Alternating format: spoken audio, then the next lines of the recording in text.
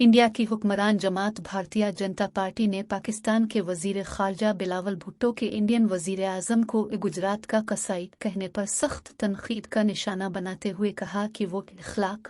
फिक्री और माशी तौर पर दिवालिया मुल्क की नुमाइंदगी करते हैं जिसको साख नहीं। मरकजी वजीर अनुराग ठाकुर ने कहा कि बिलावल भुट्टो का बयान इंतहाई मजमूम और शर्मनाक है और आज के दिन हिंदुस्तान के हाथों शिकस्त के पाकिस्तान के दर्द का नतीजा हो सकता है। पाकिस्तान के वजीर खारजा ने अक़वाम मुत्तहिदा की सलामती कौंसिल के इजलास के दौरान भारतीय वजीर खारजा एस जयशंकर की जानिब से पाकिस्तान को दहशतगर्दी का मरकज़ करार देने और अल-कायदा के सरबराह उसामा बिन लादेन की मेहमान नवाज करने के बयान के पाकिस्तान के वजीर खारजा बिलावल भुट्टो ने कहा था कि उसामा बिन लादेन मर चुका है, लेकिन गुजरात का कसाई आज इंडिया का वजीर आज़म है, जिस पर वजीर आज़म बनने से पहले अमरीका में दाखिले पर पाबंदी थी।